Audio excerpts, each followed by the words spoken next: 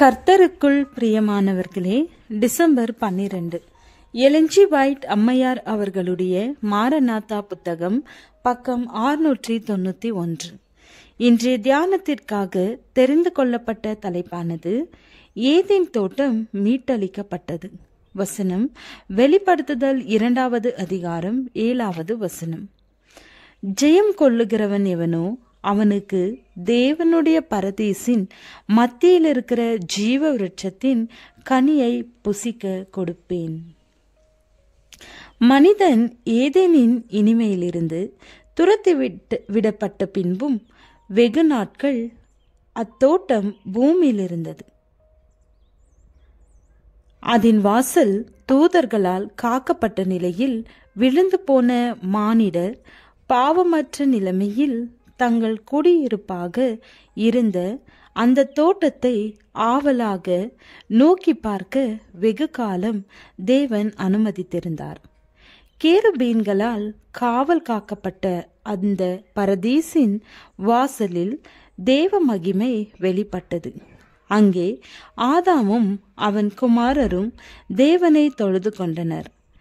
எந்த தேவ கற்பனையை மீறியதால் ஏதேனை விட்டு தாங்கள் துரத்தப்பட்டார்களோ அந்த கற்பனைக்கு கீழ்ப்படிவோம் என்ற தங்கள் உறுதிமொழியை அவ்விடத்திலே புதுப்பித்து கொண்டார்கள்.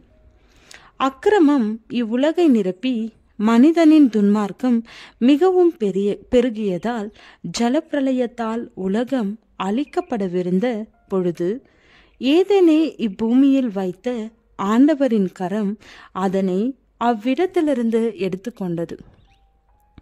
ஆனால் இறுதியில் எல்லாவற்றையும் மீட்டு மனிதனிடம் ஆண்டவர் ஒப்படைக்கும் பொழுது புதிய வானமும் புதிய பூமியும் உண்டாகும் பொழுது ஆதியில் இருந்ததை விட மிகவும் அதிக மகிமையோடு அலங்கரிக்கப்பட்டு மீண்டும் திரும்ப கொடுக்கப்படும்.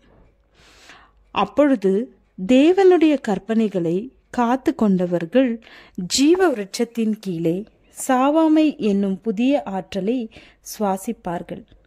யுகங்கள் நெடுகிலும் பாவமற்ற ஏனைய உலகங்களில் வாழ்பவர்களும் நோக்கி பார்க்கும் வண்ணம் இந்த மனமகிழ்ச்சியின் தோட்டம் பாவத்தின் சாபம் இல்லாமல் தேவனுடைய சிருஷ்டிப்பின் பரிபூரணத்திற்கு எடுத்துக்காட்டாக அமைந்திருக்கும்.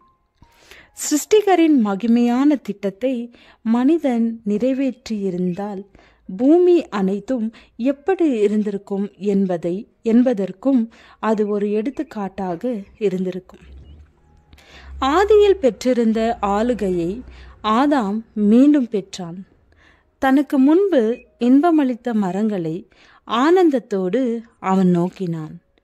பாவமற்ற நிலையில் இருந்த பொழுது அம்மரங்களின் கனிகளை அவன் பறித்ததை நினைவு கூர்ந்தான். தன் கரங்களால் பண்படுத்தி பாதுகாத்த திராட்சை கொடிகளையும் தான் ஒரு காலத்தில் அன்போடு பராமரித்து வந்த அதே மலர்களையும் பார்த்தான். மீட்டளிக்கப்பட்ட ஏதேன் இதுதான் என்பதையும் எல்லா நிகழ்வுகளின் யதார்த்த நிலையையும் அவன் புரிந்து கொள்ளலானான். வெகு காலமாக இழந்திருந்த ஏதேனின் ஜீவ விருட்சத்தை மீண்டும் பெற்ற பின்பு மீட்கப்பட்டவர்கள் ஆதியிலிருந்த மகிமைக்கு ஒப்பாக மானிட இனத்தின் முழு வளர்ச்சியை பெறுவார்கள். பாவத்தின் சுவடுகள் முற்றிலுமாக நீக்கப்பட்ட பின்பு கிறிஸ்துவின் உண்மையான மக்கள் நம் கர்த்தரின் பூரண சாயலை பிரதிபலிப்பவர்களாக ஆத்மா, சரீரம், சிந்தை ஆகியவற்றில் நம் கர்த்தராகிய ஆண்டவரின் அழகோடு மிளிருவார்கள். நீண்ட காலமாக பேசப்பட்ட, நீண்ட காலமாக நம்பியிருந்த, ஆவலாக எதிர்பார்த்து வாஞ்சித்திருந்த, ஒருபோதும் முற்றுமாக புரிந்து கொள்ளப்படாத மீட்பு, ஆம், எத்தனை அற்புதமான மீட்பு! ஆமேன்.